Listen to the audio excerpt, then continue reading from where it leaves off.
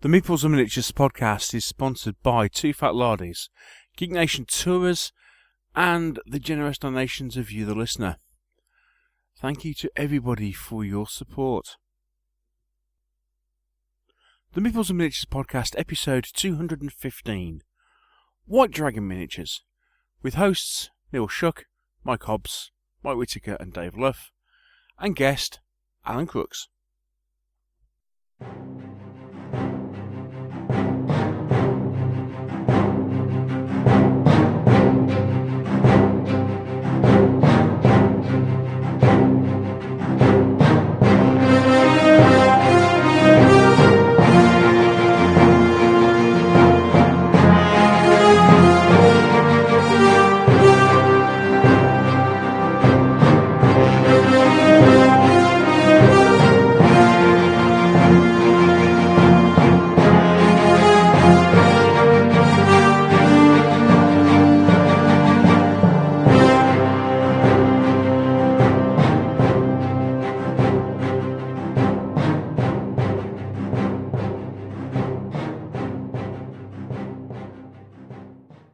Hello and welcome to a rather belated episode of the Meeples and Miniatures podcast.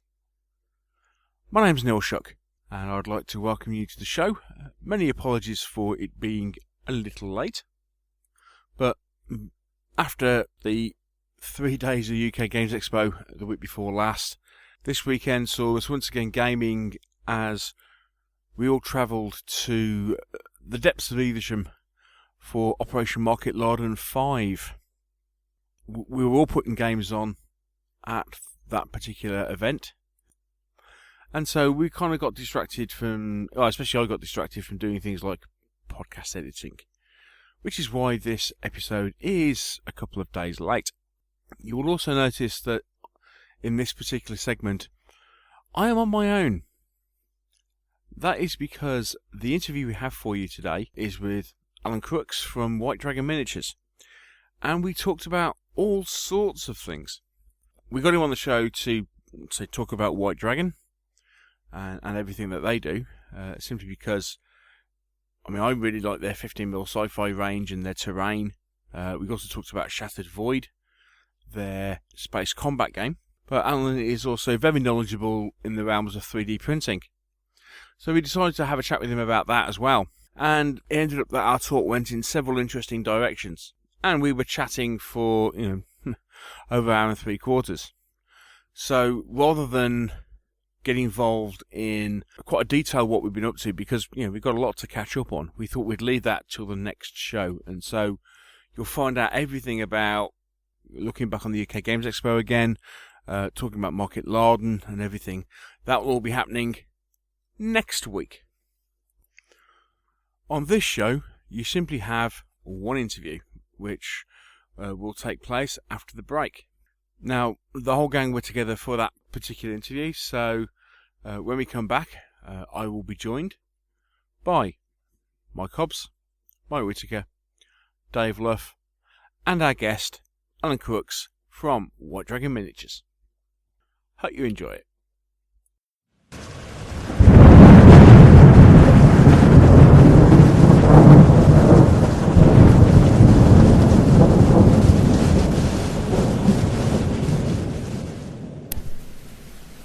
The eagles have gone. Britain lies defenseless in a cruel world.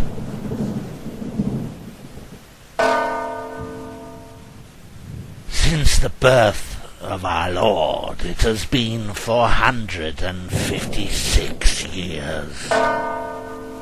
What sins have we committed to bring this punishment to Britain? I speak, of course, of the Saxons. They came as allies, but now they seek conquest. The lands of the Britons lie ravaged before them. Blood runs red in our island. We need a leader to stand against them. We need a man to bring together the Britons in common cause. We seek a Dux Britanniarum.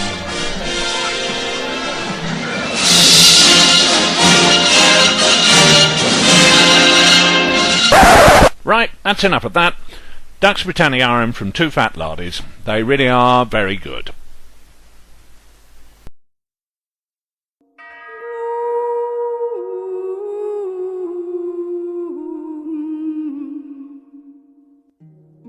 Have you ever wondered what's going on in wargaming? We do too. So come with us as we go behind the hobby with the Meeples and Miniatures interview.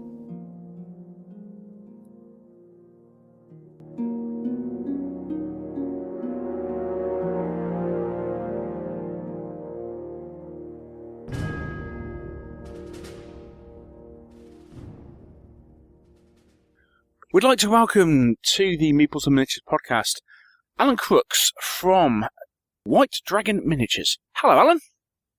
Hello there, Neil. Welcome to the show. Thanks for coming on. Oh, thank you for the invite. It's great to be here. I briefly met Alan at the Robin show earlier this year in Nottingham. Although you can't help but not see the game that they've been putting on at shows for at least a couple of years now, which is a rather nice spaceship game called Shattered Void, which you may know that name rather than White Dragon. But we're going to be chatting to Alan all about White Dragon, Shattered Void, everything that White Dragon have been doing.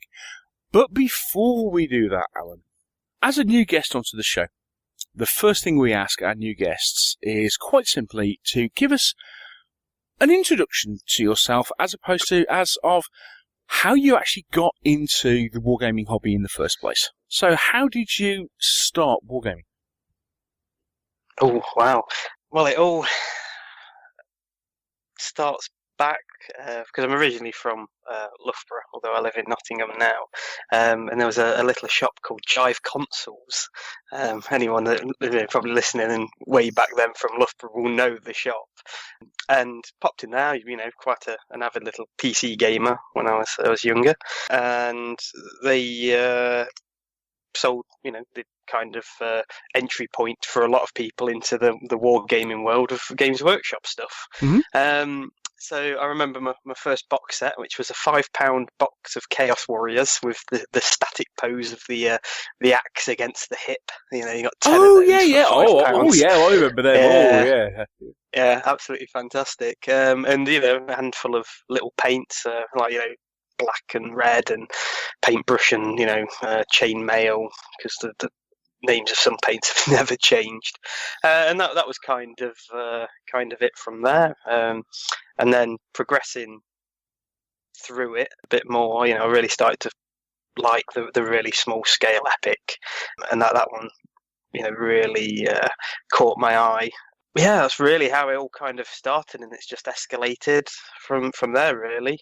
Stuck with Games Workshop for many years, and then late teenage years, you start to broaden your horizons, and that's when you start to realise what there is out there. And boy oh boy, is there there was certainly a good selection then, but nowadays it's phenomenal. But I had a bit of a break from 17 till 22. I joined the armed forces, so yeah, that was a bit of a hobby break, but left and soon back in the mix of it all. So yeah, no, it's been good. It's been quite a varied path. Whereas the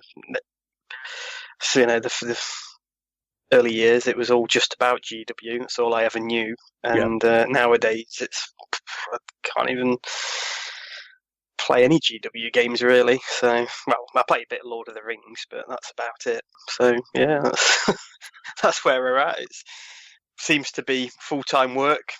Come home, run the business. So yeah, busy at times. Mm. Okay, so where on earth did White Dragon Miniatures come from? It all came originally because I wanted to create a mech combat game.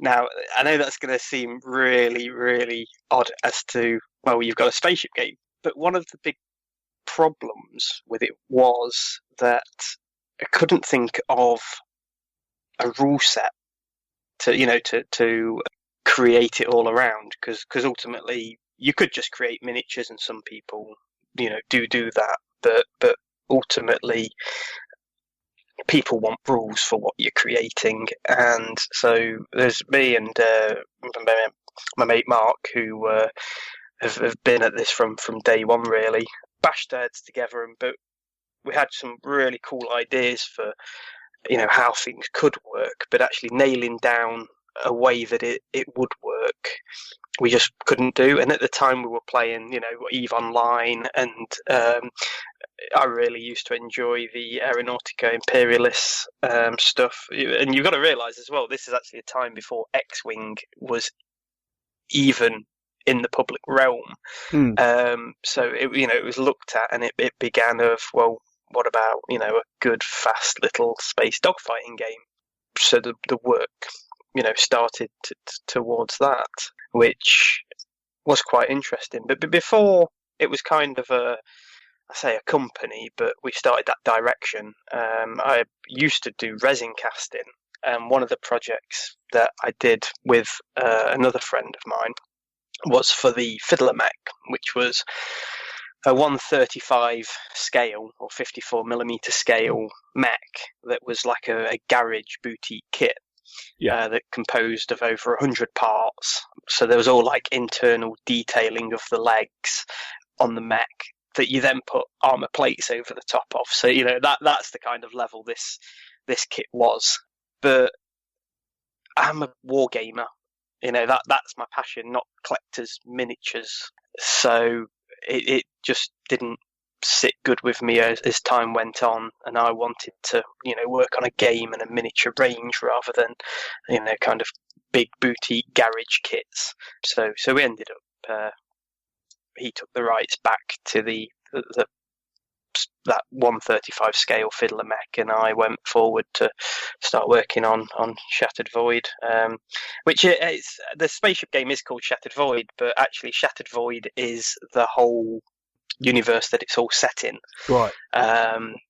So because there's all backstory and timelines and everything for all the events that have been going on within the universe. It's just kind of Shattered Void is the name that's entailed to the spaceship game.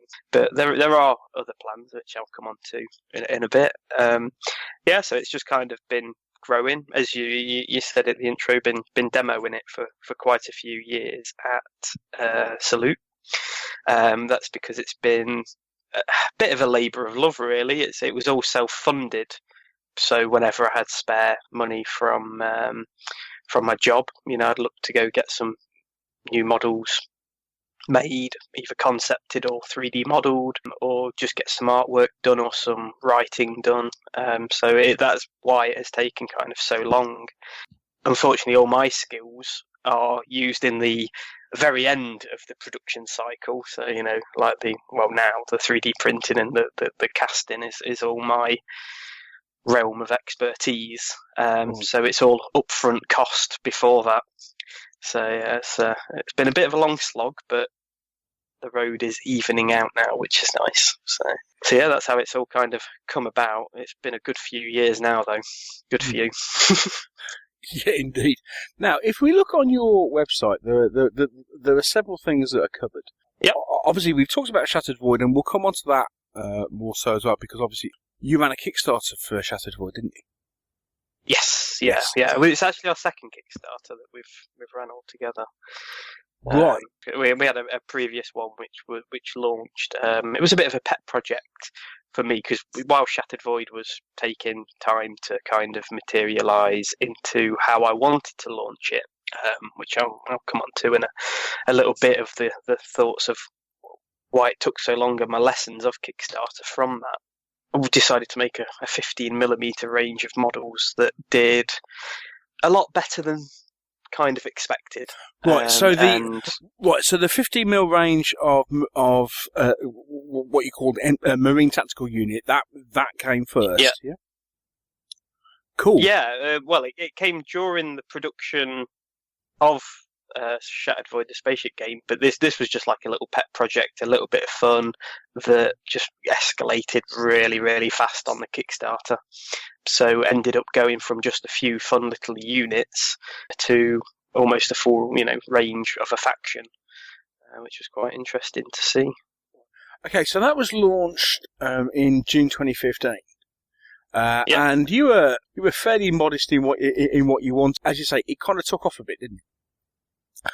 But yeah, I mean, for the scale, I mean, 15mm is a bit of a niche scale in kind of the first place, outside of Flames of War, for example. But then when you start to hit sci-fi, yeah, it's one that when you, especially sci-fi, 15mm sci-fi. There seems to be there's sort of a little sort of isolated little pocket of 15mm sci-fi nuts, as far as I can tell, who sort of thrive on things like grunts and the like. And well, right back to I mean, right back that was to one of the reasons. GZG, yeah, exactly. Yeah.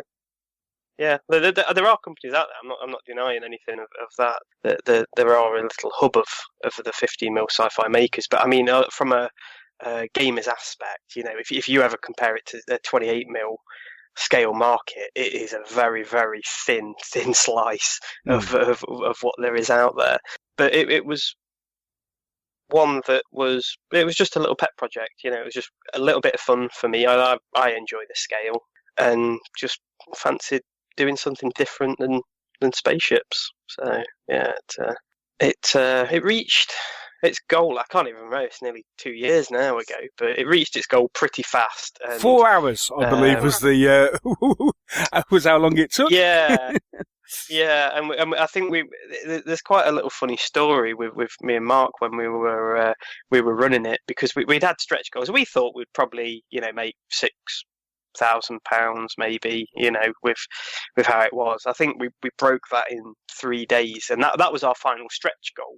Was at that point. So all of a sudden we literally had to figure out stretch goals. Yeah, I've got it open here. So the original goal 2,500, and you made over 15,000.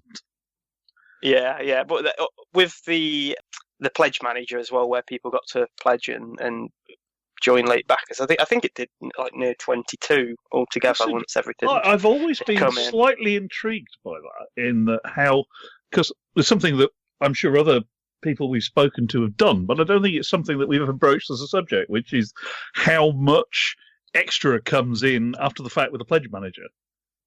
And that sounds like a surprisingly large amount, actually. Yeah, I mean, it's quite interesting. I mean, the way that a lot of Kickstarters nowadays will set it up is that they won't put the postage price on Kickstarter. They will just, you will literally pledge for your pledge amount, and then they'll add postage on it in the pledge manager, however they want to run that. And I think it's because there's been a few Kickstarters previously that have been kind of burnt a bit by it because of the shipping costs, because of all the free stuff they've added or the extras that people have ordered have escalated so much that because the Kickstarter format of setting up your postage only allows you to do it for areas. There's no, it's really fixed in how it's applied, and quite restrictive. So it's probably better off Kickstarter. That's certainly the way that we found it. Yeah, and plus the fact, obviously, if your postage is included, it also ends up coming off the bottom line, doesn't it? Obviously, because you end up losing X percentage of it to your Kickstarter. Yeah. I mean, it's an interesting way to do it because, well, I mean, if it was well communicated, you can always just communicate to your backers just to only put a pledge level on, and that's it, so that they're only putting on a minimum amount on Kickstarter, and then you're obviously then going to get a larger percentage from the pledge manager. But then that has a knock-on effect because you're then reliant on new backers to join to increase the Kickstarter total, rather than your backers just adding more to buy extra at that point. Yeah. So it's kind of swings and roundabouts. You get the advantage of your Kickstarter total increasing faster because backers are adding more money to buy more add-ons or to increase their pledge levels, rather than just waiting for new backers to pick a new pledge in that sense. So yeah, it's 6 of one, half a dozen of the other, I guess. So what did you learn from that first Kickstarter then that you ended up applying to the second one? It was a big learning game. One thing was the amount of time that a Kickstarter would end up taking up, answering questions, getting let's say after about 3 days, trying to figure out stretch goals was one, like literally just trying to get new concepts done really fast, and it was all up in the air a bit. Keeping up with people's questions on the comments thread, keeping it advertised, and getting the news out and about. The layout of the Kickstarter page that started to format over the course of the Kickstarter period, which going into the second one was much more planned in the sense of where and what we need. But yeah, it was all an interesting learning game. There's lessons learnt from the second one, not so much how the campaign was run, but kind of the preparation to getting stuff ready for a Kickstarter is one that we've kind of learnt from that one. We'll have a chat about that one in a bit, but it's debating whether we're going to use the platform going forward. Yeah. Now obviously, the one thing with those MTU miniatures that you produce as this little side project, can I just say they are absolutely gorgeous. I love them. They are a superb little range of miniatures. There was a nice thing about this, because there was no pressure with the range in a sense, because like with the Shattered Void spaceship game, we've got rules to do, and there's all the things surrounding that to get sorted. Whereas with these, it was just kind of an idea, and that just spouted onto let's just make some cool models. So one of the things that I really just wanted to kind of set the ground with was let's make the most detailed 15mm models on the market, and that was pretty much the challenge really that we wanted to go forward and do. I like to think we've probably achieved it, and pushing the game a bit, but well, that's down to the individual's viewpoint and what they think of them. But yeah, they do well. They've done phenomenally well since the Kickstarter. But yeah, there's no rules that we provide to support them. Yeah. So are you the designer of the figures as well? I don't have any of those skills, unfortunately. I use concept artists to develop the initial imagery of the models. I've been lucky to work with some really good concept artists that have gone to some phenomenal places. The guy that designed the Marines and also the Talos and some of the mechs, his name's Kasim Lewis.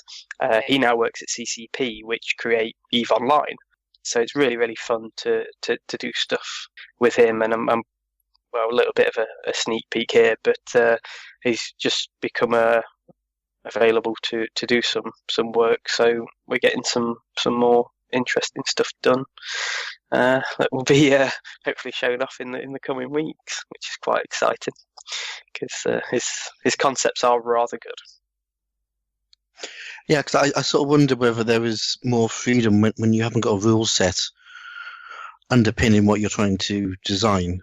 Whether you're just freer to do whatever you want, whereas when you've got a rule set, you're sort of constrained by I have to produce a figure to that has this style of weaponry or fulfills this sort of battlefield role. Whether that sort of can sort of hamper the sort of design process, but I'm kind of guessing that's something that you sort of outsource off to the guys and just go off and do what you want.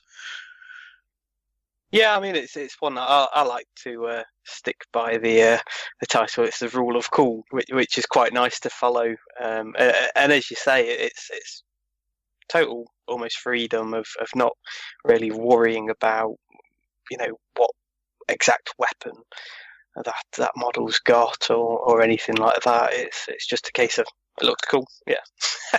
which will probably change working on games and stuff down the line. But part of it I find though is that it's the evolution of design is sometimes interesting, because as the range kind of changes, and this is very true of the Shattered Void, because you got to think some of the designs were done nearly 5 years ago for the ships, and you start to get to the point where the newer stuff just you can tell it's newer, and you just kind of like, so tempting to kind of redesign it. And one of the ships we actually did end up having redesigned, because the old one, just the aesthetic of it just didn't quite sit fully within how it was at the present time. So yeah,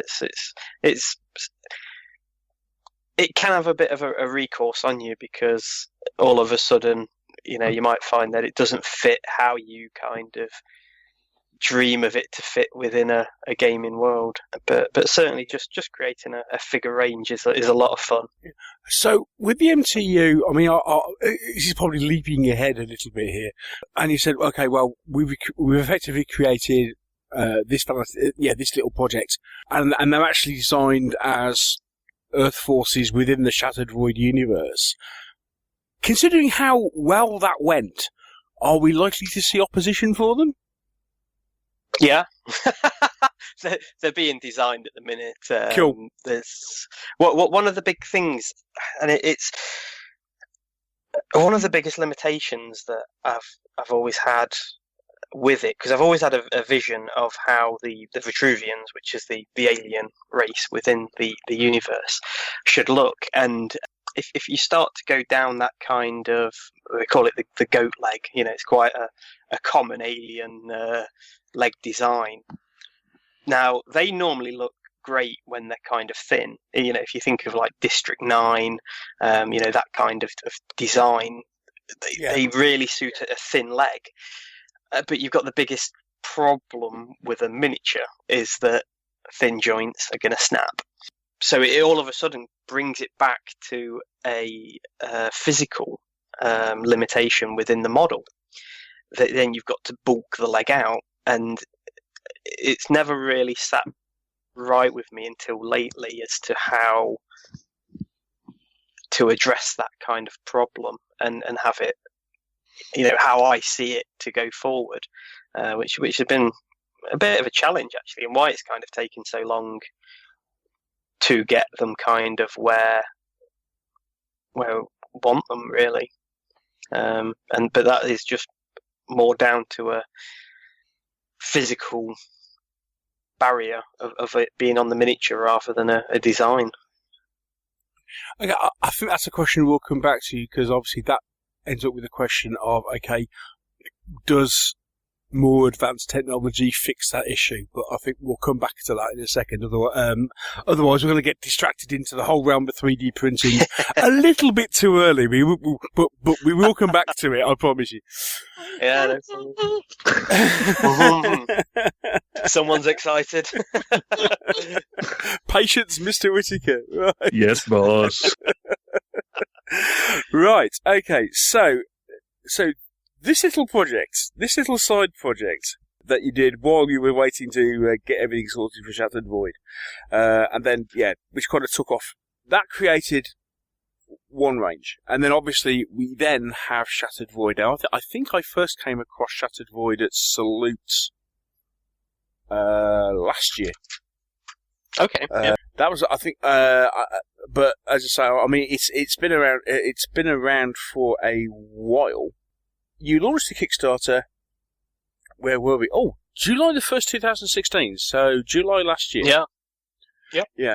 I think I remember first seeing the game when you had that lovely big table at Salute last year. So, tell us all about Shattered Void. I mean, obviously you already talked about the fact of, well, it was originally a concept before X-Wing, and can you talk us through how it came about, and even potentially, did you have to change things because of X-Wing? Came about because we kind of looked at the market and, saw that, there was a bit of a potential. We saw the rule sets that were currently being played, and like with playing Aeronautica, which I like to think of as very much a beer and pretzels kind of fun game, just for bits of laugh. It was just kind of fell into it, and like the rule mechanics really started to flow really kind of well into how the ships would work and things like that. So it just progressed in a really interesting way. And as I say before, we'd been kind of like trying to hammer down a mech game, but just couldn't find a format that we were happy with. But we did the first show, of which was at Salute, was the first one that we attended. I'm just trying to think when it was. I think it was either 2013, maybe.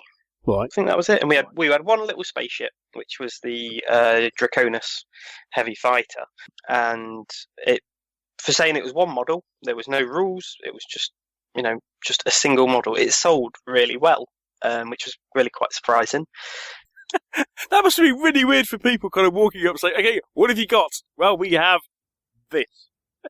Single model. Yeah. I mean, at that point, I did still sell the Fiddler Mech in the larger scale. So they were selling, and people were obviously interested in that, and then discussing about the spaceship game.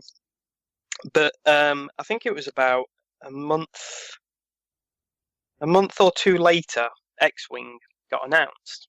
And it was looked at of, do we, proceed and carry on with what we're doing? And ultimately, it was thought, yeah, we do, because to this day, I still kind of view X-Wing as a bit of a cross-board game. It's a 3 foot by 3 foot game in that sense, and it's just counters and tokens to a certain degree. So we just decided to kind of press on with things, and not that there's going to be that many, but there are people who don't like Star Wars. So it was kind of a bit of a Gambit's gamble. But yeah, I think given hindsight now, with all the time and effort that's kind of gone into it, there are changes I would make. But life is an ever rolling lesson. So yeah, it's been an interesting journey and a bit of a wake up call for reasons that you'll no doubt hear later. But it's very fun. It was always designed to be a very fast played game, and we wanted to kind of minimise the amount of like gaming accessories per se, or information, shall we say. We wanted to maximise the detail of the information, but minimise the impact of that on the game and the gaming area, which then brought about a few, over a period of time, a few interesting ways of working that. So, for example, we have a turning template that every ship uses. It's just one piece of plastic, and every ship can pull every manoeuvre off that, which, unlike X-Wing, where you have almost every single turn possible as a piece of rigid cardboard, you have a single element to control it all. So yeah, it was, and then also all the ship statistics can alter as well. So like your active defense, which encompasses things like shields. We kind of had to generalize names of some things, because like some races, not saying anything, going forward, but some races don't specifically use shields, but they have a form of defense. So by calling it active defense, it would encompass all facets of that, type of action that would be performed in the game.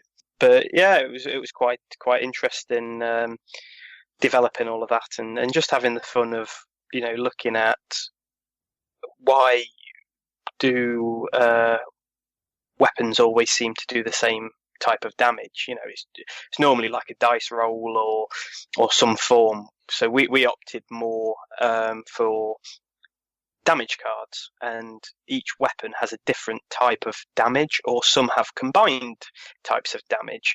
So for example, like a chain gun or an autocannon is a kinetic force. It's just traveling at speed with a solid object, and will then impact. So the chances of that being deflected by a shield, is going to be a lot easier for a shield to do. But at the same time, if it penetrates the shield, it's going to really, do some damage to the actual physical makeup of the ship. Yeah. Whereas energy-based weapons are more depletive, so they're going to kind of drain through the shield and then eventually wear away at the hull. And then there's also thermal in there as well, which would then include explosions, or certain weapons like a railgun does both kinetic and thermal damage because of the way that it travels. So it was interesting to kind of, have a bit of fun and pliability with how actually different weapons interact with the ships, which has been a lot of fun to kind of work and balance. But it also introduces the ability to introduce new decks. So down the line, who knows? Spoiler alert. You might have an organic type based deck, which could then create a whole new dimension of creating havoc on the battlefield. So yeah, it's quite interesting how it's developed. Part of me's very glad that we did go through all that development. I mean, how the game originally kind of started to how it looks now and what we take to shows is phenomenally different, all for the better. But yeah, it was just the evolution of the gaming system, really. So you funded this on Kickstarter. How far away do you think you're going to be for doing this on retail? Well, we're still, we have some dramas with the Kickstarter. Everyone has them, don't worry. Yeah, I mean, it's one we previously with the 15mm range. We'd worked with Prodos. I'm going to hear a few boos and whatnot. I'm sure even this will be broadcasted a while later. But there was one because the business was kind of in a position, because I was doing the casting and everything. It started to get to a point within the business where I needed to focus on the creation of this stuff and liaising with artists and modelers and sorting everything out and the rules, and there was just a plethora of people that I was starting to liaise with to get stuff progressing, and by being distracted by all the casting and the production side of things, I made the decision to outsource, and that went to Prodos, who produced and delivered on the 15mm Kickstarter. And I think it was about 1 month behind what we said it would ship at. So, really good timescales in the scale of a Kickstarter. So I was really happy with all of that. Yeah, especially considering just how much you've gone past your original funding, and obviously, your production targets as far as that went through the roof, as far as just how much stuff you had to produce. Yeah. Yeah. I mean, it was absolutely fantastic, and I think that there's not. I think I know the month delay was actually my fault because of some files that I'd prepped to be printed that caused a knock-on effect. So yeah, that was my doing. So it would have actually been on time if it wasn't for me.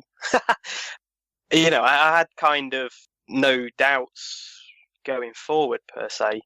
You got to realise that all the what a lot of people give a lot of the hate for with Prodos was the AVP Kickstarter. That had all happened. So they were still trying to deliver on that, and I think they're still trying to deliver on it now. Who knows? But delivered, from a manufacturing point of view of what they were doing, they delivered what they said they were going to deliver with me. So going into the Kickstarter for the Shattered Void, it was kind of knew of the problems and that had happened previously with their own Kickstarter, but it was they full on assured that everything was okay. We'll go forward with production, and everything will be okay. So the Kickstarter came about, happened, raised its funding, and things just started to get really, really delayed with Prodos. I mean, I'm not going to sit here and defend them. They really just started to drag their feet. They apparently came under new ownership, and next thing, printing schedules were just getting delayed because, as far as I could see it, they started to prioritise their own stuff. Mm-hmm. They had, this Load, I think it was called, board game or something that they were producing for. Is it Archaon or I get lost in the companies and stuff, but it just appeared that they were kind of prioritising their own stuff and their own production rather than other people's, and this became apparent with a few other company owners that I know that had been having stuff done with them, but again had to pull out from it. Yeah.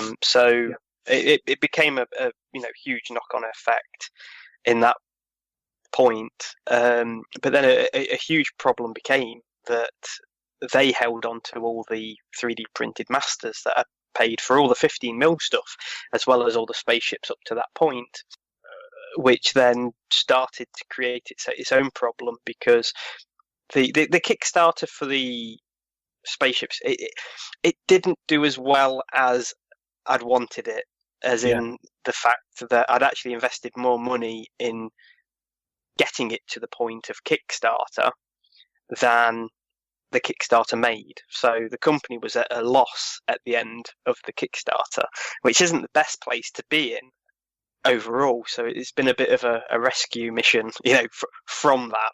Mm. But the big problem came about was that they were starting to become a bit slow and not so much difficult, but the communication just started to become very lacking. It'd be weeks or so before getting any kind of full answer per se. And I was in this really weird position of not being able to afford to go to another company to have all the 3D prints created. Mm-hmm. And done, and at the same time, I couldn't sit and just wait for Prodos to get them done. At the end of the day, the backers are my responsibility to get them their pledges out.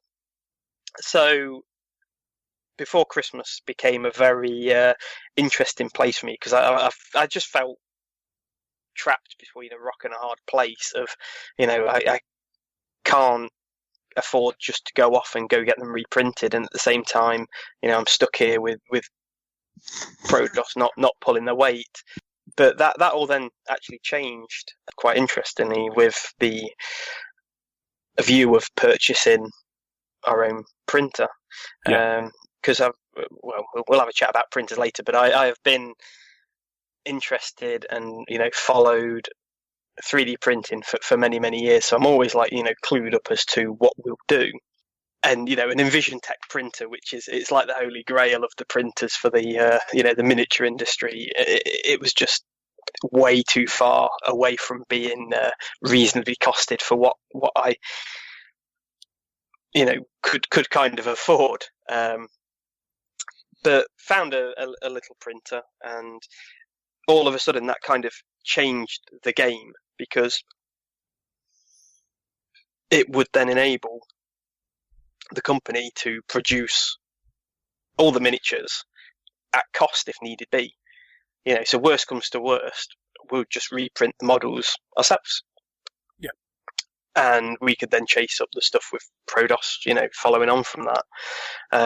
So that was really, the kind of change for the company going forward, and it's brought about such a positive route. I mean, this year there's some phenomenal things kind of planned going forward, and it's really brought it back I'm not even going to lie, from the brink, I almost shut shop. I almost just went, you know what, this life's not worth this amount of stress, no matter what, and just, you know, walked away from it all. But yeah, it's been a really positive 2017 so far. Good. So was it a case then that you had all the data files?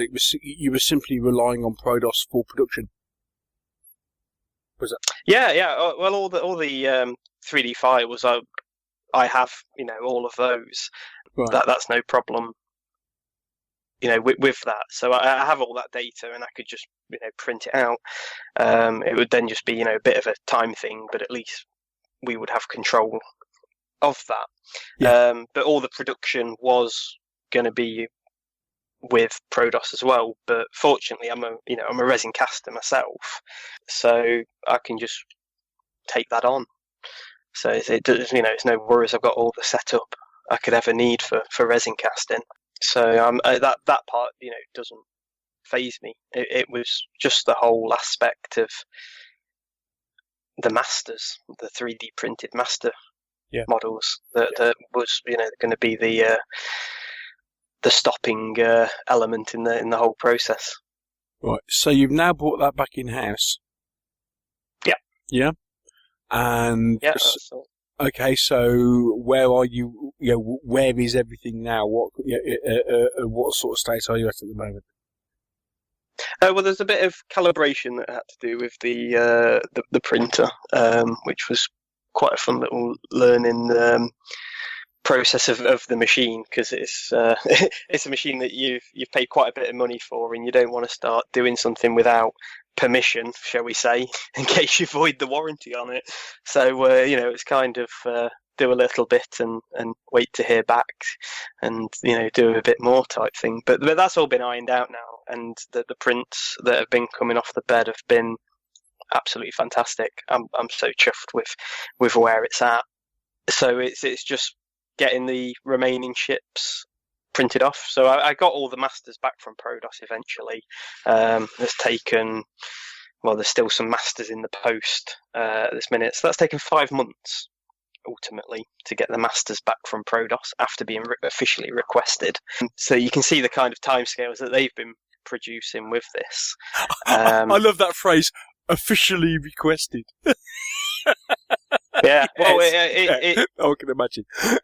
it's absolutely crazy, like the lengths that you know I've had to go through of, you know, chasing them up and, you know, asking for them back. You know, basically just emailing them saying, look, this isn't working, splitting sides, and, you know, the masters are to be sent back. And the phrase does seem to cover a multitude of sins. Yes. Yeah, it's just crazy, and it actually got to the point I hadn't seen a single master from them until I literally messaged them and said, right, if I don't hear something by the end of the week, I will just be contacting the credit card company and doing a chargeback. Because luckily, and this is I say a pro tip, but a tip to anyone out there, if you're doing anything like that, pop it on the credit card and pay the credit card off, because it gives you so much more cover than just doing a bank transfer or, you know, paying on a debit card. We're not going to go into finances here, but boy, oh boy, you know, it's just so easy. Because if you get any problems, it sits with the credit card company. So for me, it was just, you know, a case of, well, I would just put a charge back in, which would, you know, be for a good significant volume of money for what I'd pay for the 3D prints, and, you know, print my own while I await that money to come back. So that's what I mean. All of a sudden, having the 3D printer in-house brought things back on my side, you know, and got it out of that rock and hard place. Because great, if they didn't send me the 3D prints, I would just do a chargeback with the credit card company and get a load of money back and just print my own 3D prints, you know, no problems on that front. But then on the other side of things, if they did send the 3D prints, great, I've got the 3D prints, I've got what I need, you know. It came from an almost lose-lose situation to a win-win situation over the course of, you know, a month of it being before Christmas and into the new year. So yeah, it's been huge, like, learning experience as a business. And one of the biggest things that I've kind of taken away with it is that other people's priorities are not your priorities. Mm. You know, so in the sense that they've got their stuff that they want to push and make, mine just gets, you know, knocked to the back of the queue. And so I really, you know, walked away learning from that actually bringing these things back in-house has brought a lot more control as to how the company can perform going forwards. You know, I know my own limitations and the company's limitations, and you know, I'll stick within those boundaries. But yeah, it's just put the company as a whole in a very good position for this year, and I'm just really looking forward to the rest of it coming forward. Cool. So you're now in a position where you're getting all your masters sorted out. And what have you. So, as I say, when are we likely to see a Shattered Void available for retail? Any clue at the moment, or is it okay, or are you still kind of working through all that? Well, it's one that there's just a couple more ships to come off the printer because you have to sprue them and support them on the printer because it's a DLP printer. You can't just create something from nowhere. It has to be built off something. So these supports create that part to grow off. And so you can let the software auto create supports for the model, but it just kind of sticks them everywhere and floods your model with supports. So the better way to do it is to just look at it and apply them manually, because you can have a much cleaner support system that's easier to remove and causes less, you know, well, not damage to the part, but there's less parts to clear up on the model once you know you've removed it. So it makes a lot more sense in that way. I'm really pushing to kind of look towards end of July, middle of August to get this out to the backers. The casting side of things is probably the quickest. You know, I for Salute, I cast 400 sprues of models in 2 days. Right. So when you think, you know, for the Kickstarter, there's about it's about 2,000 ships to be cast. You start to see, you know, how the numbers, would stack of casting that. It's not going to take long once we get to that phase. The resin casting production of it for the backers isn't going to take very long at all. Sure. So it is sometimes a bit of a difficult balancing act because I work full time. You know, I have quite an intense daytime job, and sometimes coming home and just, you know, trying to get things done can at times be a bit of a struggle, but you have to persevere, and you know, weekends just get eaten up. But I'd given an update to the backers that there's two priorities that sit with White Dragon Miniatures at the minute, and the first one is the health of the company, and the second one is to get the backers their pledges. And there's a reason why it has to sit in that order. And well, one of the simple answers is without a healthy company, how can you provide the backers their pledges? Yeah, sure. So, you know, as I touched on earlier, that the Kickstarter, in the sense of the business, it didn't do as well as I'd hoped in what it raised to what I had invested into it. Saw a loss on that front. It's a loss that you know, I will pocket in that way, but ultimately it's something going forward that I can't allow to happen again. Yeah, no, and that's you know, what one of the things with why the Kickstarter platform is, I don't know if it is the best platform to use, and I'm certainly having second thoughts about whether I want to use it for that kind of project again. Just because the way that I saw it, and we'll have a bit of a Kickstarter chat now. Kickstarter has become quite a prolific used platform for launching, well, anything. That's the whole point of it, is that you can kickstart it. Now, there's been some projects in the past that have put forward an idea, concepts and all this kind of thing, and then failed to deliver. I'm not going to name the Kickstarters. People will know what the Kickstarters are that have done this. Which Any is then regular listeners to this show can probably catalogue quite a few, because we tend to have a rant about them. I think that'll be fair, wouldn't it, Neil? Yeah, that's fair enough. Yeah, go. Yeah, you're preaching to the choir here, I think.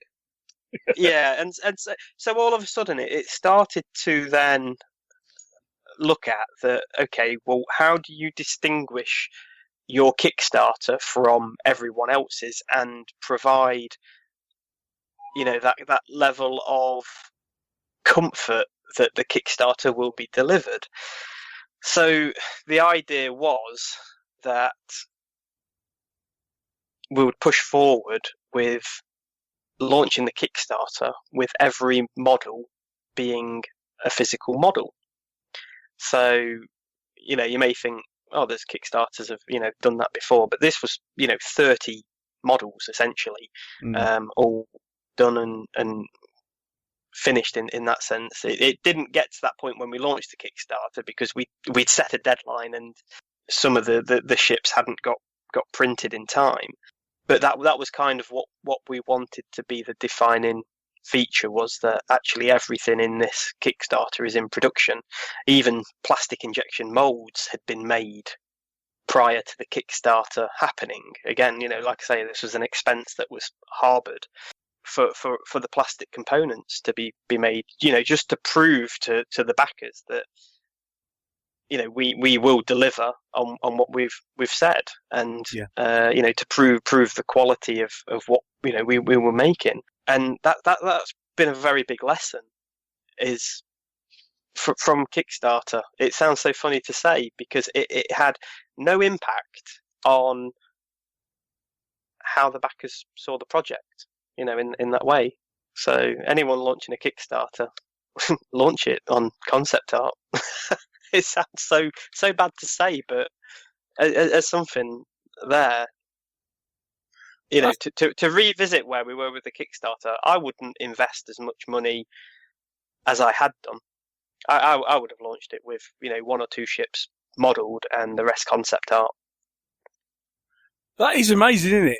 I mean, you just thought that as I say, that reassurance, because so often you see on various Kickstarters, I mean, some companies are rather famous for the amount of renders and concept art that you see on Kickstarters, but you don't actually see physical models. And people keep, that's and there are constant comments of show us the physical models. You went the other way and found no difference whatsoever. That's just, it beggars belief in some ways. It's like, okay, which way do what do you want? It's amazing, isn't it? Yeah. It's totally thrown like the platform for me from running the first Kickstarter and seeing how that went to doing the second one. There were almost total contrasts. Like with the, I've not got it up in front of me, but even the funding, it took days, absolutely days, just to reach its initial funding. Yeah. And then from there was, because we'd obviously planned a stretch goal map from it, and we'd launched it with 10 ships, I think it was. 10 ships? I think that's what it was. Now, we'd set each stretch goal, beyond that, at, varying between £1,000 to £500. Quite reasonable. You sit and think, yeah, that sounds, what a lot of Kickstarters do out there. And it got to the point where about a week into the Kickstarter, we didn't even hit the first stretch goal.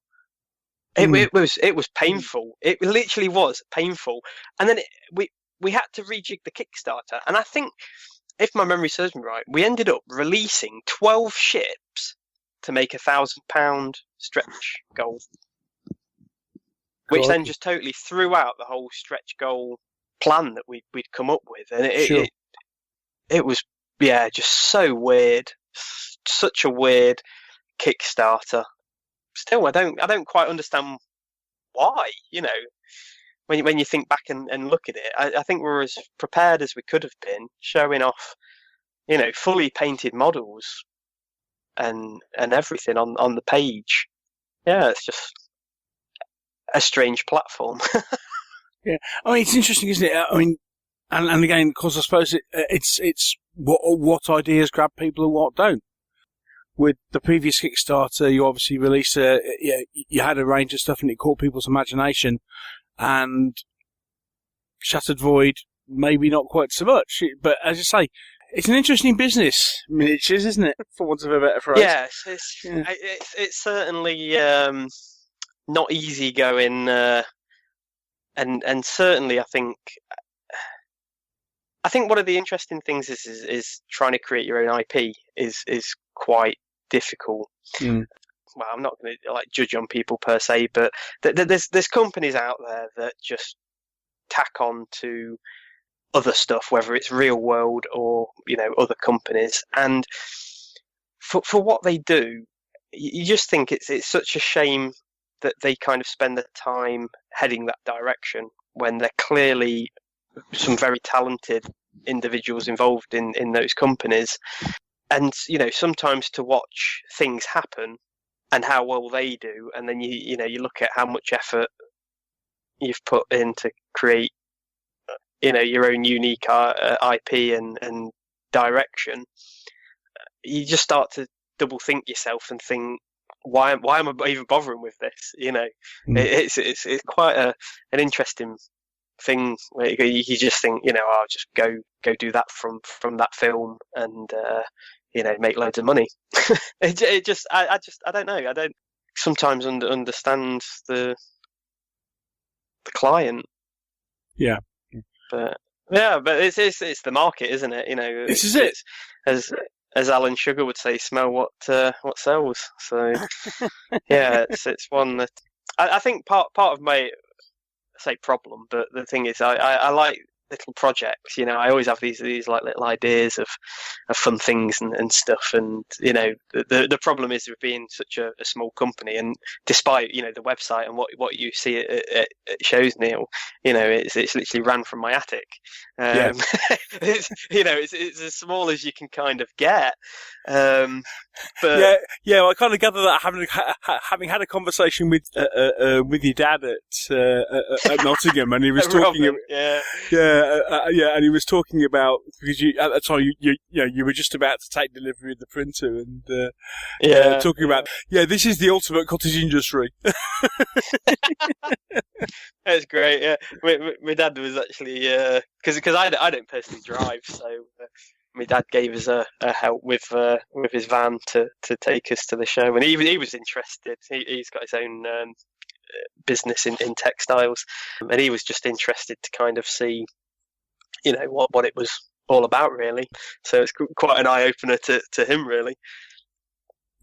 Now, one thing I did notice, which is actually, so I say something that came out of when you did Shattered Void, you did as one of your add-ons a little 28mm version of your marine tactical your marine tactical unit, which do look rather nice. Are you planning on doing more of those? Well, yeah, I would say I loved your 15mm miniatures, and then you saw this squad of 28s and kind of went, ooh, they look really nice. So I'm not looking. Are you actually planning on doing more of those? We may touch on expanding that. You just mentioned that you like side projects. I'm just kind of putting that little side project out there, just to tantalise you. Yeah, I mean, it's an interesting one. I mean, 28mm is kind of, you know, the scale that, you know, majority of people play. It was one that we did because we could, really. I'd been queued up with a sculptor. His name's Victor Hugo. He works for Privateer Press now, I do believe. And to do the pilot, which was, you know, going to be a Kickstarter limited edition model for the backers, and he'd had another slot open up.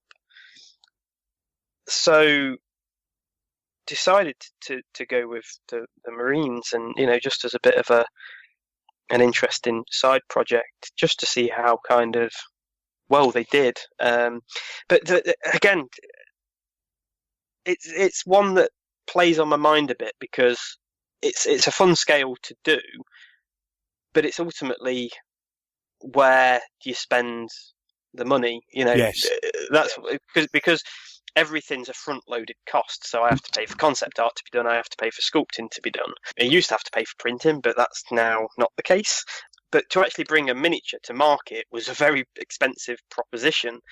And it's one that, looking at the funds of where we're at now with the company, if I start to split in too many directions, then it's going to have a bit of an adverse effect. Yeah, sure. And what I want to try and get into is start to look at regular releases, and just getting things to market.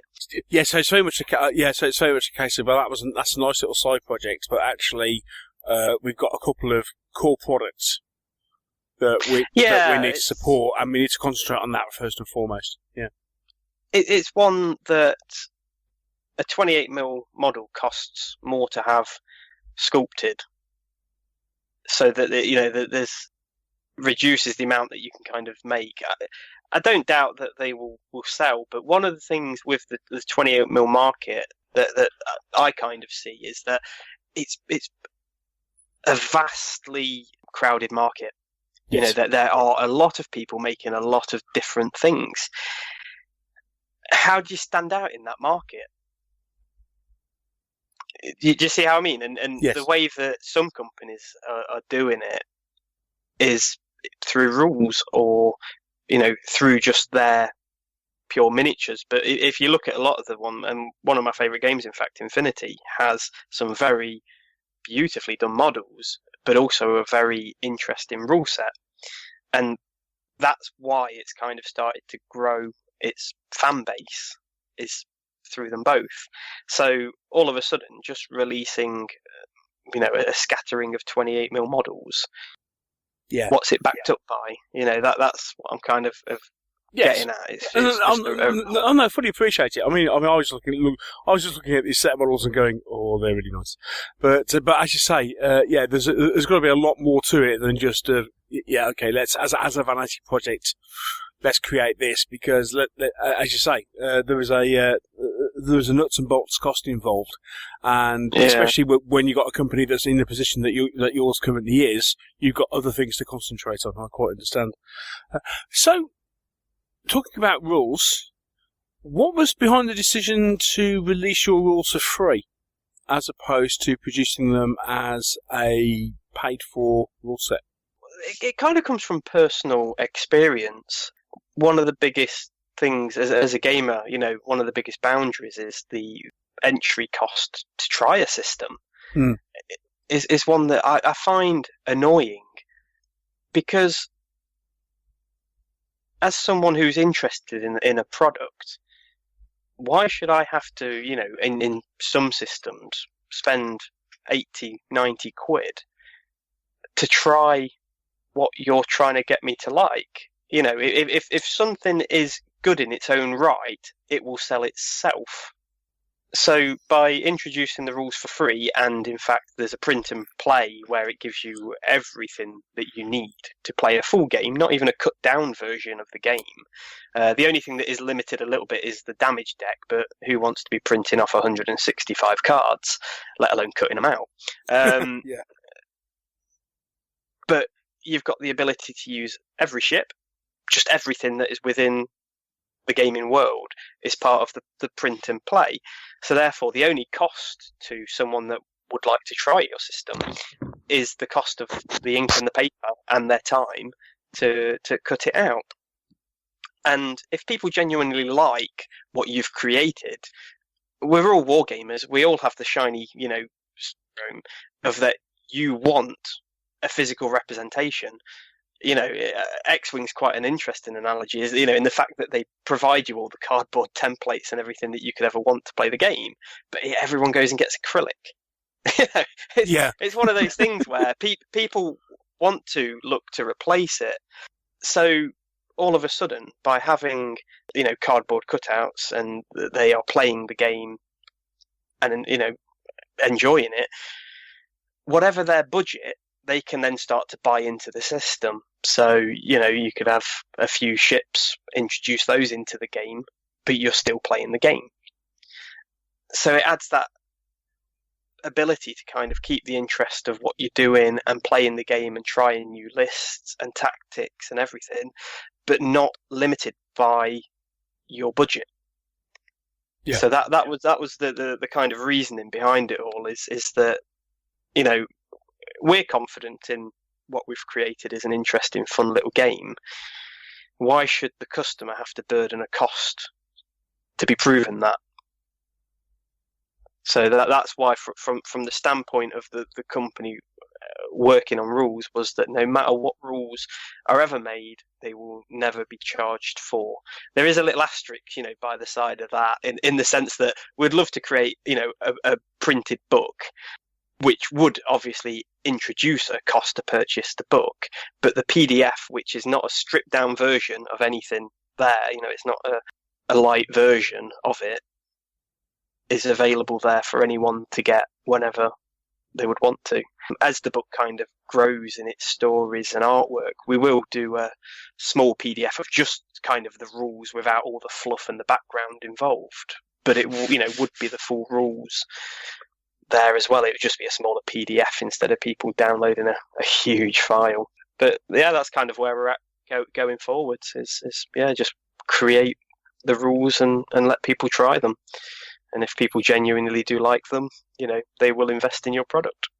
Okay, we've been teasing about talking about 3D printers. So when we chatted, you talked a little bit about the fact that you just bought this new 3D printer. So let's talk about 3D printing, shall we? Let's take a divergence to talk about 3D printing. Mr. Whittaker, Mr. Luff, the floor is yours. Well, we have to start with, so what you got then? It's never going to catch on, is it? That's what I've been told. Well, I'm actually on my third 3D printer. Quite interesting enough. I started off quite a few years ago with, it was expensive at the time, a solid-scape printer which prints in two forms of wax, which have different melting temperatures, and so it didn't have like supports like you would with a DLP or a stereolithography printer. You could actually print the part, and there was no support cleanup in that sense of, cutting it down and filing and whatever and sanding. It was just you took the printed part off the bed, put it in some mineral oil, and heated the mineral oil up, and the support material would just melt away, which was quite interesting. But the biggest problem with that was that it was quite brittle. It was wax. So when you start to get long, thin parts, they were very delicate. So it had its limitations in that sense, but a very fun bit of technology with quite a big print bed for what you see with the LP printers and the like. Yeah, one of the things I've found with mine is that for all it's not a very large print bed, unless you're going completely mad, most things you probably want to print with a wargaming sort of slant to them. Unless you're printing stupidly high battle mechs or rockets, you don't actually need that big a print bed. No, I mean, if you are going, for example, 28mm infantry or bigger, quite a lot of the printers' print beds would be good enough, in the DLP side of things. Yeah, even 15 or 28mm vehicles, they're what, 4 or 5 or 6 inches by 2 tops. Yeah, well, I mean, it depends. I mean, the printer that I've got now, which I'm using to print all the production models off for the Kickstarter, has a print bed of 4 centimeters by 7 centimeters, so it's pretty darn small. So anything beyond kind of 28mm infantry, you're going to start to be struggling towards on that front. Well, I mean, unless you're you could probably get away with a 54mm scale model. It all just depends on how it's been cut up and the orientation of the parts that you're getting on there. But it's for me, it's not so much about the size of the print bed. It's about the quality of the print. And that's always been the key. I mean, one of the shows I've been going to for years upon years, and if you enjoy 3D printing, I thoroughly recommend that you go to it. It's called TCT in Birmingham at the NEC, I think it is, and it's every 3D printer you could ever dream of is there. In fact, I'm just trying to figure out this year if Carbon are going to be there, which if you're into your 3D printing, then you'll know it's the one that continuously prints rather than per layer lowers itself into the resin and comes back up. It just kind of prints in a continuous manner. It's phenomenal to see. But Envision Tech, all the big name printers. All the nice expensive ones that I can't afford. I'm still dropping filament on a heated bed, mate. Well, but even those printers are, can become quite pricey. I mean, one of the interesting ones on the market is, the Form 2 is one that some people seem to enjoy. From a production point of view of taking that into a retail product, I wasn't happy with the quality that a Form 2 would produce. The printer I've got is an Asega Pico 2 HD is the printer. It's about 10 grand. But that's the best printer that I've come across outside of Envision Tech. And Envision Tech, for something of the same print size, same print bed, 4 by 7 centimeters, is £40,000. I've been to the Envision Tech headquarters I say headquarters, but their office in the UK, which is based in Stoke-on-Trent, which is a phenomenal place. And I got a quote for one of their machines, and included in that was £3,000 for 2 days training on the machine. It was phenomenal. It really was. And just way, way out of the realm of what I could possibly afford. But then for a lot of people, probably £10,000 a bit of a barrier in that sense. But I had to make a decision. Was thanks to partly the bank of Dad lending a bit of money, but also there was a grant that I was able to get hold of as well. That helped to pay towards the machinery. So it was these factors that then started to make it a possibility. It wasn't just I had 10 grand sat to the side. It's a long-term investment. Let's put it that way for the business going forward. So what exactly are you using it for? Are you prototyping on it and then casting resin from it, or what? Yeah, so it's basically used for production parts. So I will print off the master part, and then I'll make molds from that in silicon, and then from those, then pour the resin model for the actual production piece to be sold.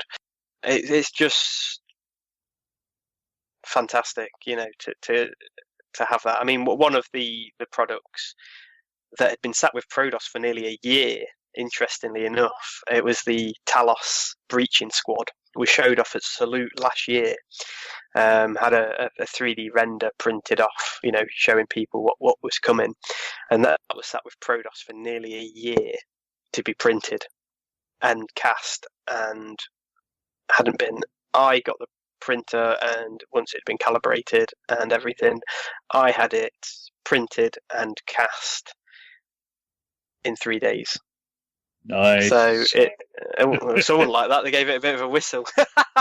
But it all of a sudden, and that's why I said earlier, is my priority isn't other people's priority in that exact sense.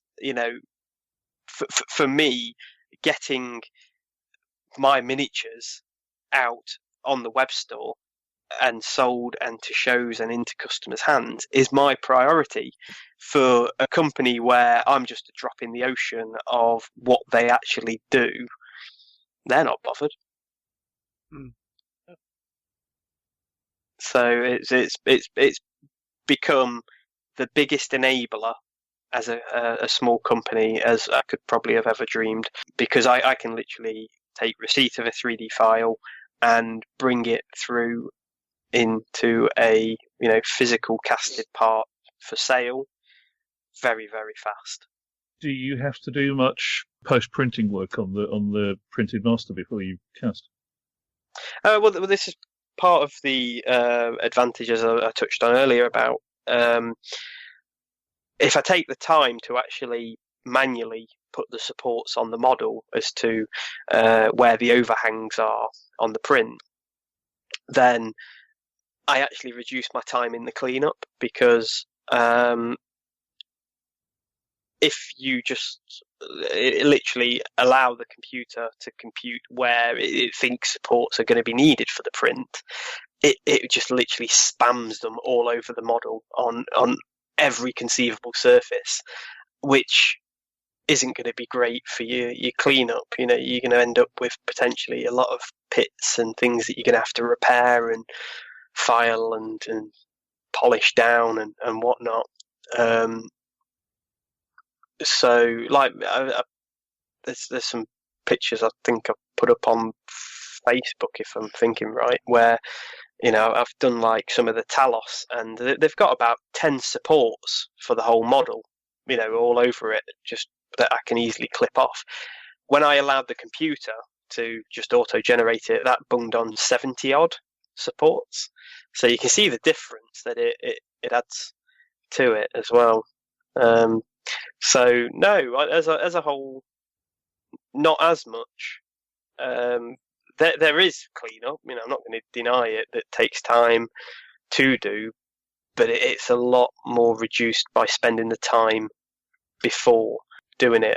And one of the other advantages is with how the supports are made and saved, is that once I've got that model and I've got it in the printing software and I add the supports to the model, I save that file, and that model has all the supports added to it. So if down the line I wanted to reprint it, or just reprint it because I want 2 sets of masters, I can just press print, and I know that it's done. I'm not then having to clean up a second model with a ton of supports. So yeah, it's fantastic for that, and I'd certainly say planning your print that way is the better way to go. And I guess also you've got the advantage that unlike traditional masters, if your molds degenerate, you can redo the molds. If your master degenerates, the 3D file isn't going to. Yeah, which is it's a fantastic point, because one of the things was the actual marines, because of the way of cutting open a mold, it's quite a brutal thing to do, but you're kind of stretching the silicon, which can then end up causing the small thin parts on models to snap, which is not great, because the thing with casting is that your mold is only as good as your master. So if you're then having to re-glue parts back together, those kind of like little hairline cracks with resin, they will show no matter what you try and do, unless you start green stuff in it and doing a full proper fill. But with this, because the models are there, as you say, on the computer, I can just reload them, reprint them, and that's what I do. So if the marine models needed a new set of molds made, I would just reprint the actual miniatures again. Yeah. Hopsy, that's our resident 3D printing cynic. What you got to say? Right, I think you're putting words into my mouth. My cynicism on 3D printing is people thinking that they can just print armies at home. I don't think it's there yet, but people have like you described. People have been producing production masters using 3D printing and cleaning them up, and then put them into silicon molds for a few years, and it's great for that. I just don't think it's ready for people to print armies at home just yet. because the time takes to clean up and everything else. And so my, don't try and put words in my mouth and say that I'm completely against 3D printing, because I'm not. Did I say that? Yes, you did. No, I said you are a resident 3D printing cynic, which is not the same thing. Oh, I don't know. I don't know. I mean, according to Alan, if you happen to have a spare 10 grand lying around, So yeah, they do have a lot of uses, and the way you're describing it is great. It's what it should be used for. I would say that one of the interesting enablers of 3D printing isn't so much the 3D print in the way, it's the workflow that it creates in the sense of, like the Marines or the Talos or any of those kind of infantry, was that the initial model was just sculpted, in a kind of arms out to the side, and it was designed at that point, and then all of a sudden it was then just posed 3D, and it enables that workflow, whereas a more traditional format of sculpting was that, whether you ended up with a dolly that was then cast and then you'd chop up and resculpt and work that way, it removes that kind of aspect of having to do, and you can start to then have assets. So things like the weapons can be reused because certain parts of a model don't change, and it allows you to build that kind of library of parts to do and design. It's quite an interesting workflow as to what it's created. I don't think it will ever remove physical sculpting. I think there's things that get brought about from physical sculpting that have an onus of their own, but I just think it's an interesting production method that certainly for a small company like myself, it allows me to purchase a sculpt of one type and then create multiple poses of it at a reduced price because the sculptor's not resculpting the entire thing from scratch.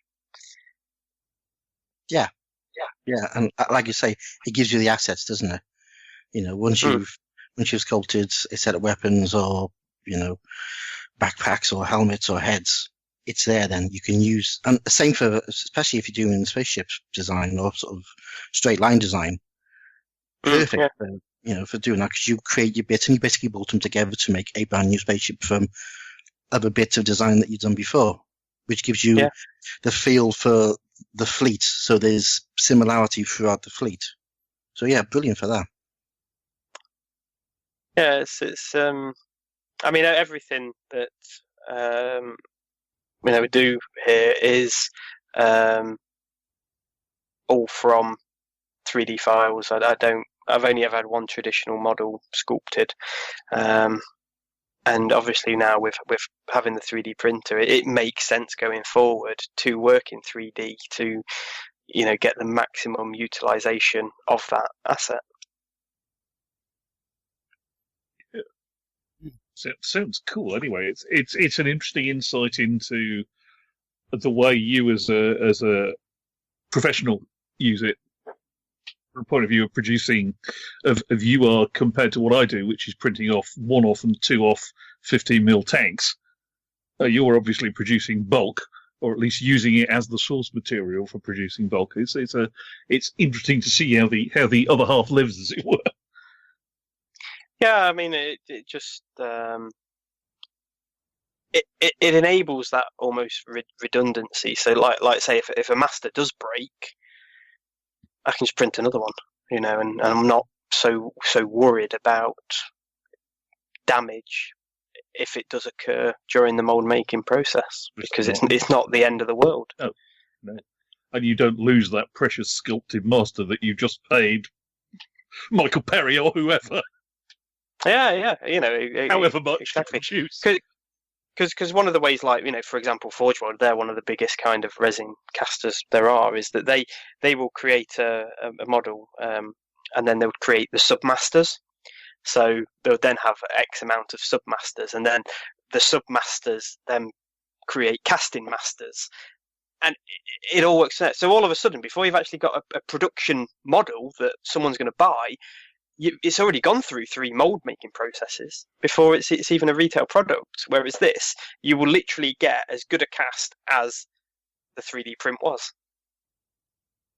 So for the end customer, they will end up getting essentially a better product. Can't argue there. So, one last question on 3D printing fun. I'm not teasing you here, Hobbsy, honest, but how fast do you think the technology is progressing? I mean, are we ever going to hit the point where something like the printer you've got will be down at the price where one can just sit there and print multiple masters and use them as a hobbyist? If so, how long? I think we will be there a lot faster than we probably think, but I think the fact is not going to be so much about the money. I don't think they're going to be like 30 quid, at your supermarket. I think they're still going to be certainly above £500. I can't see them going any below that, just because of the technology that sits within them. The biggest barrier, I think, for just the kind of general consumer is going to be the cleanup. That is, as Dave said, the problems is your average hobbyist isn't going to sit there and sprue up the models to be printed and then clean all the sprues off. I can't think of anything more boring as a hobbyist. I know that we cut them off sprues, but they've normally got 2, maybe 3 plastic gates to them that you just trim off and away you go. Some models, you not done right, you could be talking hundreds of supports that you've then got to look and clean off. And failed prints do happen. I've ruined a print tray, and that's like £60 and the. I'm looking at the contents of my bin at the moment. Yeah, so it's not so straightforward that it's going to be away we go type thing. I think I don't ever honestly see the point where it would just be a consumer buys a 3D model from a company. I don't think it's where it will be. I'd be very surprised if it was, because of all the work that is going to be involved to get it where it is. I mean, look around at the gaming clubs and stuff, and certainly I've sinned for this a few times, of unpainted armies. If you start to add an extra level of what they've got to do with, dip it into isopropyl alcohol and all this kind of, people aren't going to want to do it. Yeah, can't argue with that. Yeah, as I say, I mean, it's almost as if, as much as anything, 3D printing is a hobby in itself, in the same way that making models is a hobby. So certain people will buy it because they want a 3D print and make their own stuff. But as you say, maybe as a thing moving forward, it very much depends on the consumer, and if there is that much hassle involved in cleaning each individual model up when you're wanting to print a 200 miniature army. I can certainly see, if that's the case, there's an awful lot of people who'll go, you know what, I can't be bothered, I'd much rather just pay for somebody else who's already done the cleanup and then, cast up their own miniatures, and I'll buy it off them, thank you very much. Interesting. That's really interesting. It's really interesting to hear that side of it. Yeah. I just think, well, people are a bit inherently lazy in a certain way. That, as you say, the limitations of the print bed size. For well-positioned models on this print bed, you could probably get 4 or 5 maybe at the print bed size I've got. So, like you say, printing overnight, that's probably going to take, at that height, 8-9 hours to build a print bed that high for a 28mm model to sit on. So you times that by the 40 print beds that you're going to need to get that many off, and the prep time, you'd be talking months to be getting them off.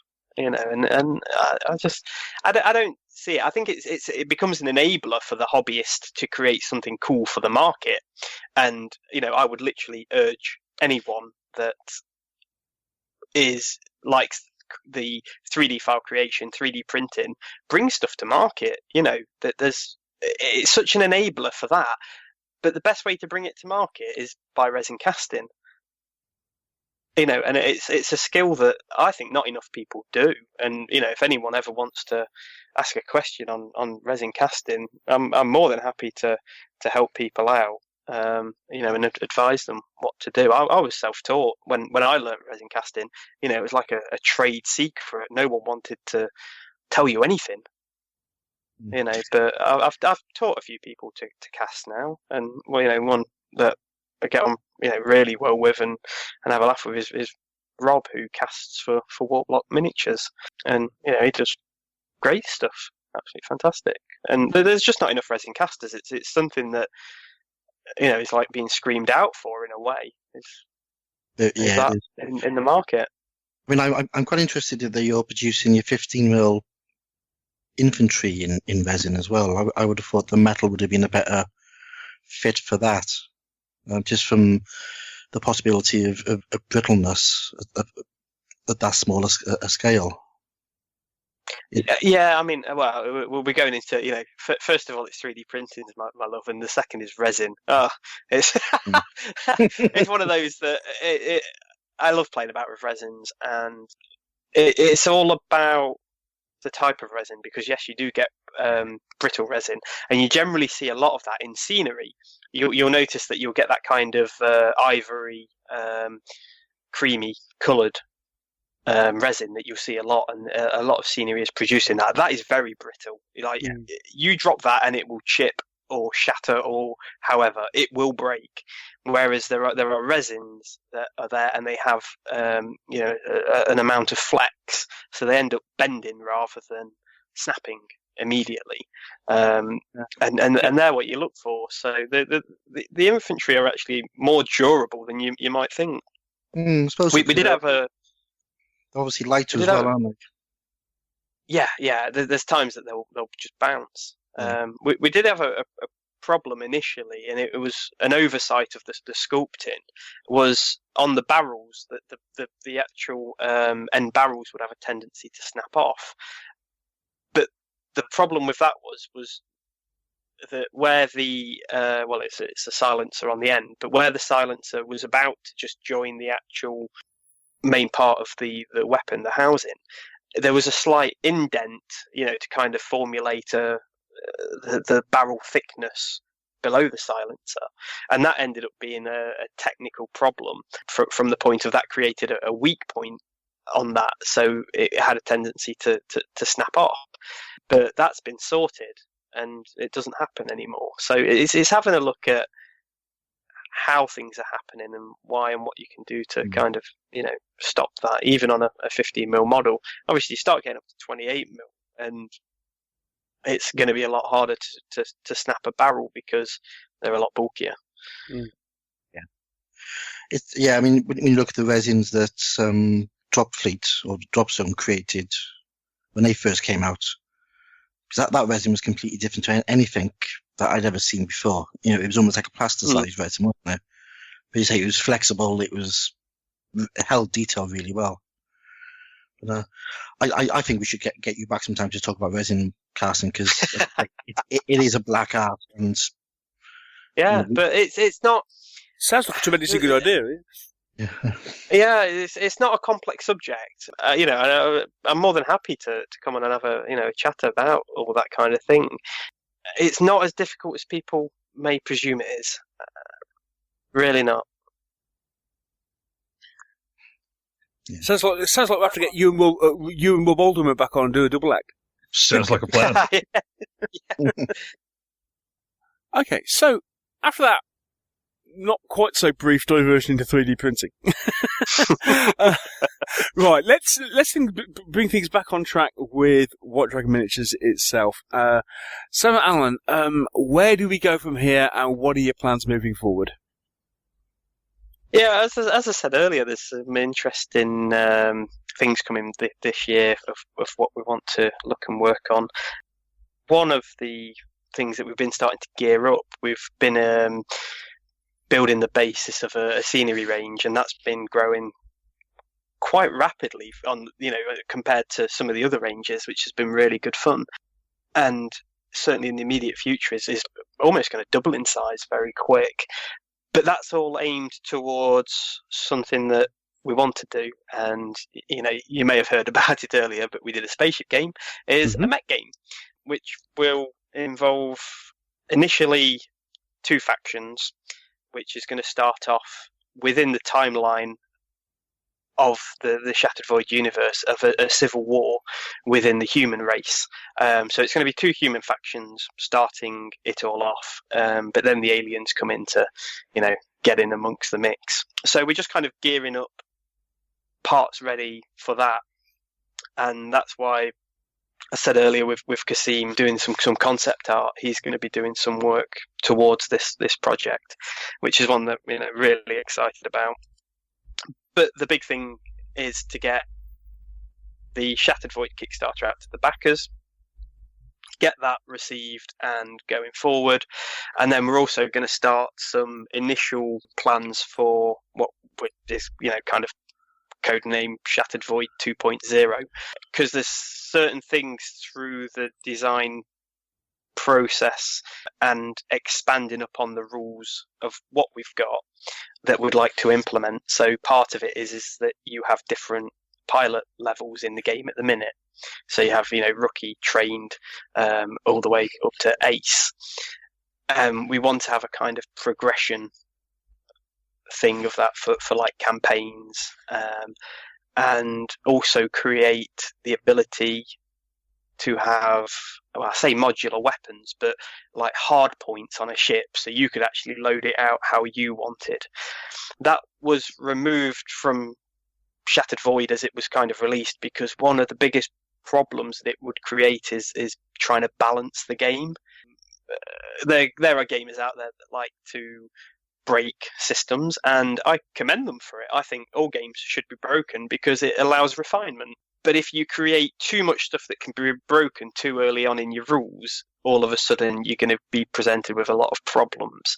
So what we wanted to do was kind of restrict it a little bit, allow the game to be played and refined as to the core rule mechanics that we have, and then start to expand upon those building blocks going forward and build the game how we envisage it, to be developed going forward. So the ability to purchase different weapons for your ship. So if you just wanted a ship loaded with missiles, you can have a ship loaded with missiles. From a design point of view, it then also brings the ability to have the weapon designs consistent. So, an auto cannon for the human race should look exactly the same no matter what ship it's on. So it brings that all into line as well with a design aspect, which is again quite interesting. But these are all lessons that have been learnt over the period of developing it all. And so it's moving forward with that direction. But that's not going to happen overnight because it costs money and costs time. So it's the direction that we want to be heading forward to. So next up is going to be rule set for Mech, with the infantry as well, which I'm really looking forward for, because the way that we're looking at the game to be played and interacted on the board is that it's about information. It's obviously all about dice and damage as well and blowing stuff up, because that's all great, but it's about locating the right target with the right resource on the battlefield as well. So there's some really cool little mechanics that we're kind of putting in there with regards to infantry, and why the scenery plays an interesting role in the game, of having an infantry squad that you then just measure all the buildings within its move range, and then you just pop tokens on each building, so you know where your unit is, but the enemy doesn't, and it's down to them to start trying to figure out where you are so that they can then lay down that effective fire onto your position. Otherwise, you're going to then start to limit their tactical options because they may ignore that area or potentially walk into a trap and get ambushed and take some serious casualties from that point of view. So it starts to just kind of remove itself from this meta of we'll just march towards each other and see who wins more dice. It start to bring some real solid tactics, and I can talk from that point of view. I like to bring what I've done in the past into it. I was an infantry soldier. Tactics was part of the core of what I did, and sometimes basic tactics lack very much in a game. Of trying to suppress the enemy to then push through to take the enemy on. It's those kind of things that are almost fundamental in combat in modern day, and certainly in the immediate near future. So that's all quite exciting to kind of look at and implement, and it also has an effect on the miniature range, because like the armadillo support mech that was created from the point of view that as a soldier, the biggest threat to me was open ground. So by having a mobile piece of cover that can give you all the cover that you would want and need, why wouldn't you want that going forward? So I like to kind of put the lessons that I've had within my military experience and the war zones that I've fought in to how it all is built up and around. So, lots to look forward to then, by the sound of things. Lots of work, lots of work coming up in the near future. Yeah, oh yeah, absolutely. There's some other little things that hopefully I can reveal next week. It's not as exciting as all miniatures and all this kind of thing, but it's I would call it a big step in where the company is going and stuff. So I'm hoping, well, by the time this is maybe released to the listeners, it may have already been released with the news, but that's going to be quite exciting to present to everyone. But yeah, there's a few other little projects. Again, as I say, I have these little side passion projects that I like to kind of do, and I've got another one, a little dabble of something fun that I'm looking to get done and get ready. So yeah, it's going to be very exciting, and hopefully a very good year for White Dragon. Brilliant. Cool. Well, Alan, before we go, just let people know, if people want to find out about White Dragon Miniatures, Shattered Void, MTU, where do they need to go? How can they get a hold of you? Well, there's social media. We're on Facebook, which is just facebook.com/White Dragon Miniatures, or we just pop it in the search bar.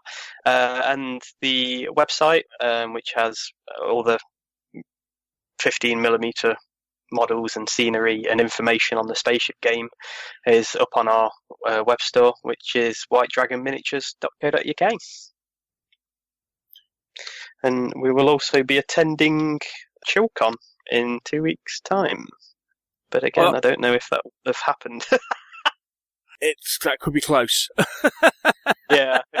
So that could be very nearby. The very wibbly wobbly timey wimey nature of this podcast means maybe not. Maybe yes. Not. Well, what one that's a bit further down the line then is that we'll be at Derby Worlds, which isn't in Derby. So but we'll be at that show. So yeah. Yes, Derby Worlds, which is at an airfield just outside Lutterworth. Yes, I know. Yeah. It's one I can see why they've kept the name, because it's obviously a well-known show, but the location doesn't kind of sing where it is. So they should have just called it like War Games World or something. But hey. Well, Alan, thank you so much for spending your time talking to us. It's been pleasurable. So yeah. It's been really interesting. We wish you all the very best with White Dragon Miniatures. I'm really pleased that the company's still around for a start, because I'm really impressed with the products that you do. So we wish you all the very best for the future. And we look forward to speaking to you again soon. Yeah, fantastic. Thank you for having me, Neil. Cheers. The nation is vast. There are battlefields of old, great convention halls, and worlds of fantasy to explore. Who will guide us across this great geek nation? Since 2010, Geek Nation Tours have been providing holidays for groups of like-minded people. Whatever your nature of geek, tabletop gaming, TV, film, comic books, sports or science, Geek Nation Tours caters for you. Visit www.geeknationtours.com for more details and join the great Geek Nation.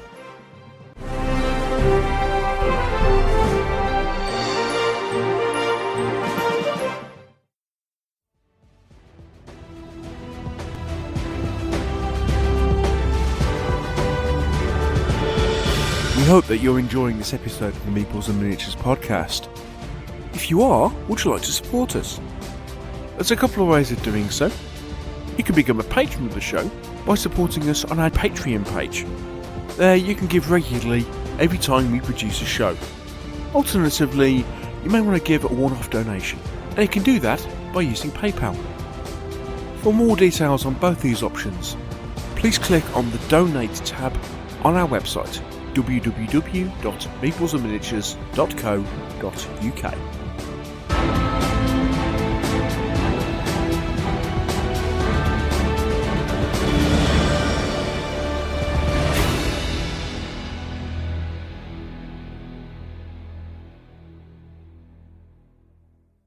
I'd like again to take the opportunity to thank Alan from White Dragon Miniatures for coming on the show and for his openness and honesty in how he talked to us. I must admit there was a couple of avenues of that conversation I wasn't quite expecting to go down, especially the kind of full and frank discussion about Kickstarter, talking about third parties and various other things like that. But I hope you'll agree that it made for a very interesting conversation. So, thank you once again, Alan. And that is really all we've got time for. As I say, the whole gang will be back together next week. And at that point, we'll take the opportunity to catch up with everything we've been up to. And yes, we will have a lot to talk about. But in the meantime, for this episode, that's about it, folks. So as I say, thank you for listening. Hope you found it useful and enjoyable. And until next time, all that's left to be said is take care of yourselves. Happy gaming. We'll speak to you next week.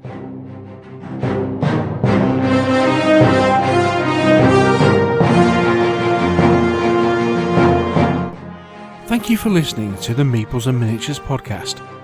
If you've enjoyed the show, why not share it with others by leaving us a review on iTunes? And if you have any comments or questions, you can always email the show. The address is info@meeplesandminiatures.co.uk. And you can also visit our webpage, where you'll find a complete episode archive, all the View from the Veranda podcasts, rules reviews, and our blog of hobby items and news, which is updated several times a week. This is also where you'll find the links to our presence on social media, and here you can follow us on Twitter or join our Facebook group. And finally, here you can also find details should you wish to support us by making a donation to the podcast. All this on the Meeples and Miniatures website, www.meeplesandminiatures.co.uk. The Meeples and Miniatures podcast is licensed under a Creative Commons Attribution, Non-Commercial, No Derivatives 3.0 Unported license. Thanks again for listening, and we'll see you in a couple of weeks.